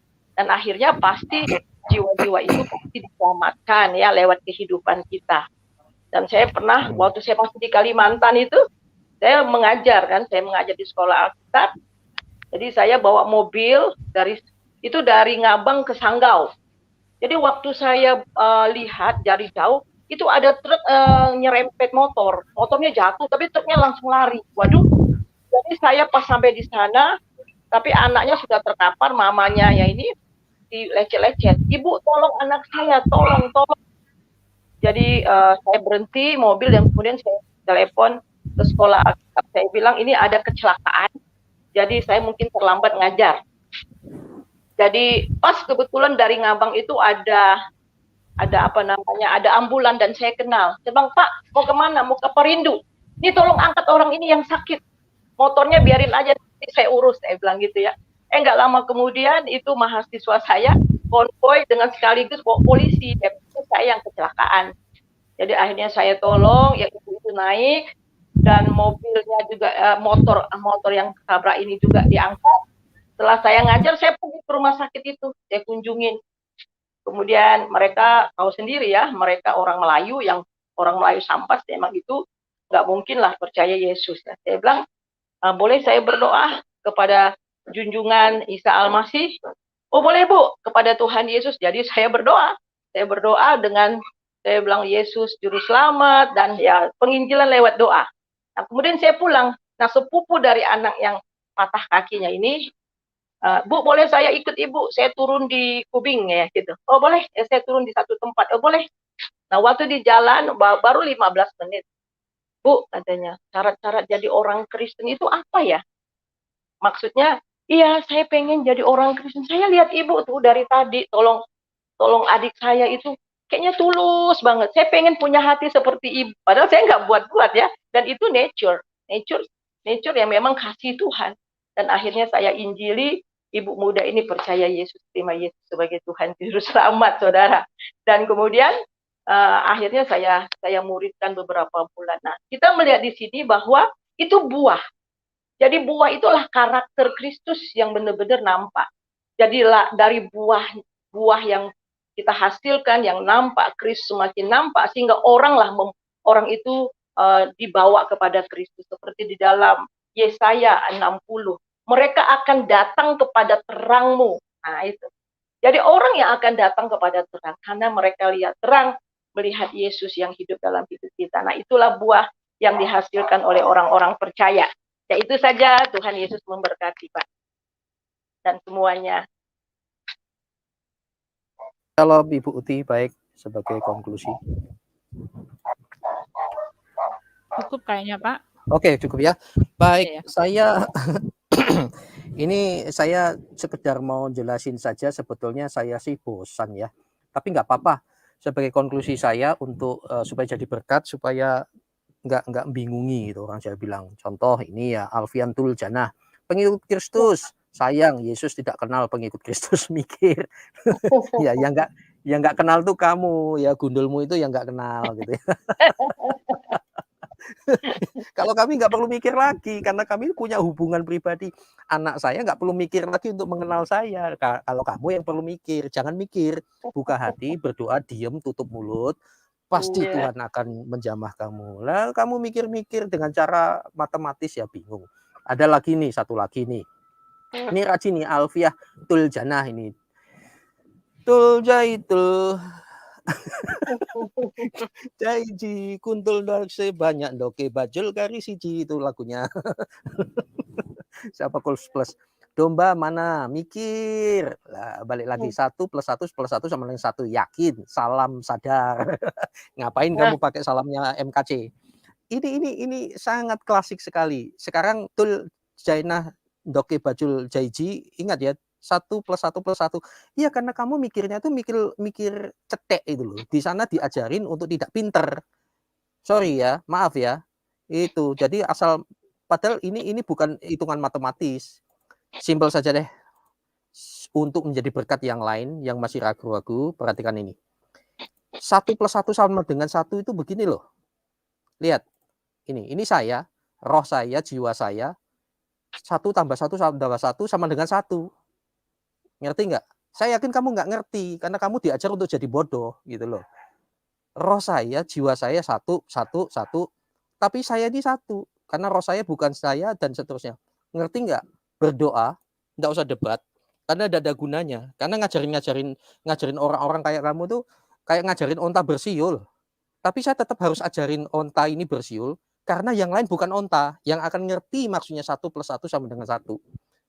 Demikian ya, Tuhan memberkati, bertobatlah sebab kerajaan Tuhan sudah dekat. Suatu hari saat ini kamu bisa ngecek-ngecek kami. Tapi suatu hari ayat yang disampaikan Ibu itu akan berlaku bagimu. Ketika Isa Al-Masih akan turun, tapi maaf, dia bukan kurang kerjaan, turun hanya bunuh babi. Bukan. Orang Medan itu jagonya bunuh babi, apalagi orang Tomohon, orang Manado. Tidak perlu Isa Al-Masih. Ya, iya, tapi dia turun. Kayak gitu, kan katanya Isa mau datang ya di awan-awan gitu kan. Kerjaan.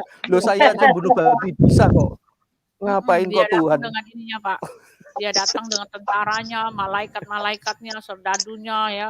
Mereka menyanyikan pujian yang luar biasa gitu. Pokoknya megah, hebatnya, menggelegar ya. Di udara. Tahu-tahu dia datang cuma itu istilahnya, tahu-tahu Tuhan Yesus turun cuma mau matiin cicak di dinding. Ya, seperti itu kan. Saya aja pegangan cuma buat matiin cicak di dinding. Cicak di dinding, saya nyanyi aja cicak itu bisa mati loh, karena saya nyanyi sambil tak lempar batu dia. Oke lah, sudahlah. Ini hanya untuk ini ya, untuk ya walaupun kadang-kadang menggelikan, tapi ya tetap harus kita jelaskan sesimpel-simpelnya. Begitu ya, Tuhan berkati. Alfiah, yakin Yesus kenal kamu. Ini loh, belenggu. Belum yakin Yesus kenal, yakin siapa percaya Yesus, karena kekristenan itu bukan bukan apa namanya syariah yang begitu ribetnya, tapi hubungan pribadi. Cuma sayang Yesus itu nggak kenal kamu karena kamu ini orang bebal. Oke, Tuhan berkati, kita tutup dalam doa, cukup aja Tuhan itu. Yesus katakan domba-dombaku mengenal aku dan aku mengenal mereka. Wah, mantap ada itu ayatnya. kan? Ada ayatnya. Domba-dombaku ya, bukan kadrun-kadrunku. Domba-dombaku yang mengenal aku dan domba itu mengenal aku. Kalau kadrun tidak kenal ya, maklum. Oke, Tuhan berkati, kita tutup dengan doa. Saya minta kesediaannya, kita doa singkat ya. Pak John Hidayat berdoa untuk Indonesia ini supaya Tuhan semakin memberkati, terutama saat ini lagi viral ya, Pak Kece, Yaya Waloni, kemudian dua belah pihak yang tidak bijak ini saling serang satu dengan yang lain. Lebih baik calling down, masing-masing kita dukung pemerintah untuk menegakkan keadilan. Pak John itu berdoa. Lalu siap, Pak. Baik, Pak Murid Kristus berdoa untuk gereja-gereja supaya semakin bergerak memberitakan Injil keluar gitu. Itu lalu Ibu Suryani berdoa untuk Askri. Nanti saya tutup dalam doa. Silakan Pak John. Baik, mari kita. Aduh, pas kereta lewat ini, Pak. Oke, Pak Murid Kristus Pak, dulu ya? Baru Pak John. Oke, Pak. Pak Anggap Murid aja itu Kristus musik. dulu. Ya, baik. Pak Murid Kristus dulu, silakan. Oke. Oh, bangsa dengan negara, Pak ya? Iya, bangsa negara. Setelah itu Pak John, lalu Ibu Suryani. Silakan.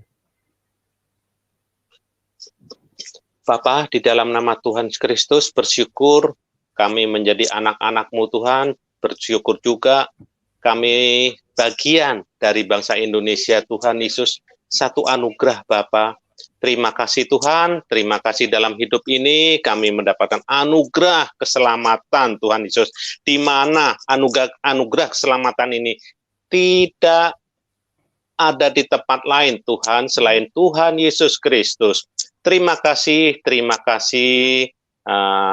berdoa untuk bangsa dan negara Indonesia. Bangsa Indonesia sangat-sangat butuh Engkau Tuhan. Kami butuh lawatan-Mu Tuhan Yesus. Kami butuh belas kasihan-Mu Tuhan Yesus. Kami betul-betul butuh, sangat-sangat butuh Engkau. Karena Engkau satu-satunya jalan, kebenaran, dan hidup. Tak seorang pun yang bisa datang kepada Engkau tanpa melalui Tuhan Yesus Kristus. Terima kasih Bapa, terima kasih. Berdoa untuk Pak Kece, biarlah Engkau yang memberikan sukacita, damai sejahtera, pemeliharaan-Mu. Kami percaya Engkau mengirimkan malaikat-malaikat-Mu Tuhan untuk berkemah di sisi Pak Kece. Kami berdoa Tuhan, jauhkan dari tangan-tangan orang jahat atau orang yang mau menjerumuskan dia Bapak, karena semua itu harus seizin Engkau. Sehelai rambut yang jatuh harus seizin Engkau Bapak. Diberkatilah Pak Kece Tuhan, tetap dia itu menjadi corong salah satu pekabaran Injil Tuhan Yesus. Diberkatilah umat Islam, diberkatilah MUI, diberkatilah Yaya Waloni, diberkatilah semua umat Islam, diberkatilah saudara-saudari kami Islam, teman Islam, diberkati Tuhan, rahmat, kasih karunia, anugerah-Mu turun atas mereka Bapa, sehingga kami rindu seluruh rakyat Indonesia dari Sabang sampai Merauke menyembah sebagai penyembah-penyembah dalam roh dan kebenaran. Terima kasih Tuhan, terima kasih berdoa untuk pemerintahan yang tertinggi sampai terendah. Bukankah ini wakil-Mu Tuhan di bumi Indonesia? Kau memberikan hikmat, Kau memberikan pertolongan kepada pemerintah itu Tuhan Yesus, supaya bagaimana menghadapi, supaya adil, supaya tidak tebang pilih, tidak karena tekanan-tekanan mayoritas sehingga pemerintah itu bertindak yang diskriminatif Tuhan Yesus. Terima kasih Tuhan, terima kasih Engkau memberkati tanah, air tanahnya dan juga udaranya supaya diberkati semuanya, tanaman menghasilkan buah-buah yang banyak Tuhan. Terima kasih dalam nama Yesus, haleluya, amin. Bapa, dalam nama Tuhan Yesus Kristus, kami saat ini berdoa untuk gereja-gereja yang ada di seluruh tanah air kami Indonesia, dari perkotaan sampai ke pedesaan, hamba-hambamu, setiap pemimpin-pemimpin gerejamu.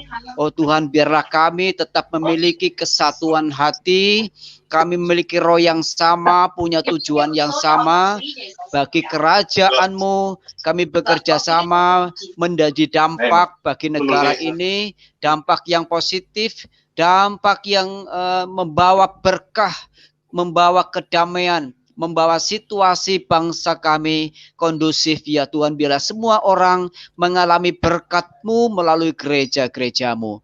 Tuhan, gereja Tuhan, hamba-hamba Tuhan, anak-anak Tuhan yang sedang menghadapi masa-masa sulit yang ditimbulkan oleh pandemi, biarlah kami selalu dikuatkan, kami selalu mendapat jalan keluar sesulit apapun ya Tuhan, agar dari hati kami, melalui mulut kami, gereja-Mu tetap mengucap syukur kepada Tuhan, sampai nanti pada waktunya Tuhan memberikan pertolongan. Terima kasih banyak Bapa di sorga, para Kristuber, biarlah kami semua terus bekerja, memberikan sinergi positif, baik bagi pelayanan ke dalam maupun ke dunia luar. Terpujilah nama-Mu, inilah doa sembahyang kami panjatkan di dalam nama Tuhan Yesus Kristus. Haleluya. Amin. Bapak, kami mengucap syukur untuk Astri. Berdoa ya Tuhan, biarlah lewat Astri ini Tuhan kami boleh bergandengan tangan satu dengan yang lain. Kami saling menopang satu sama yang lain Tuhan, dengan satu tujuan, dengan satu iman. Dan kami boleh berdampak bagi orang-orang yang mendengarkan kami Tuhan. Dan lewat Astri ini Tuhan, berita keselamatan, berita baik, sukacita itu boleh didengar tanpa dibatasi oleh ruang dan waktu Tuhan. Supaya betul-betul Tuhan amanat agung boleh tersiar kemana-mana dan banyak jiwa yang boleh dimenangkan bagi Tuhan. Kami sebagai anggota Astri, biarlah Tuhan tolong supaya kami saling membantu satu sama yang lain, dan juga ya Tuhan boleh membantu anak-anak Tuhan juga yang ada bermasalah. Kami serahkan pengurus yang ada, berkati Pak Heri, berkati Pak Nasa, Pak Gunawan, bahkan semua yang terlibat di dalamnya, Ibu Hasadah juga Tuhan berkati Tuhan. Supaya betul-betul Astri ini boleh ditata dengan baik dan betul-betul menjadi berkat bagi Indonesia, bahkan bagi dunia Tuhan. Terima kasih, di dalam nama Yesus kami berdoa. Haleluya. Amin. Puji Tuhan, puji Tuhan. Kita berdoa saat ini. Bapa Surgawi, terima kasih Engkau baik. Saat ini Tuhan, kami teringat anak-anak Tuhan di Afghanistan yang juga sedang dalam keadaan genting. Mohon pertolongan-Mu, tepat pada waktunya, tidak ada masalah, semuanya tertolong. Kami minta kasih karunia-Mu. Di dalam nama Yesus, mereka semua ada dalam genggaman-Mu. Di dalam nama Yesus, mereka semua ada dalam perlindungan-Mu saja. Entah lewat apapun juga, maka cara-Mu luar biasa. Terima kasih Bapa, terima kasih Engkau baik. Engkau baik. Juga kami saat ini bersatu hati untuk kesehatan Ibu Uti Watimena secara khusus. Kami di dalam roh menumpangkan tangan atasnya dalam nama Yesus. Tanda-tanda ini akan menyertai orang percaya. Kami bukan sekedar percaya, lebih dari percaya. Kami adalah orang-orang yang menyerahkan hidup kami kepadamu, maka kasih karunia-Mu menyembuhkannya di dalam nama Yesus. Jikalau melalui medis, maka urapi setiap tim medis dengan kasih-Mu, Engkau pakai dengan luar biasa. Demikian juga kami semua di sini minta kekuatan ilahi-Mu. Karenanya kami bersyukur Tuhan, kami berdoa dalam nama Yesus, Bapa kami yang ada di surga. Dikuduskanlah nama-Mu, datanglah kerajaan-Mu, jadilah kehendak-Mu di bumi seperti di dalam surga.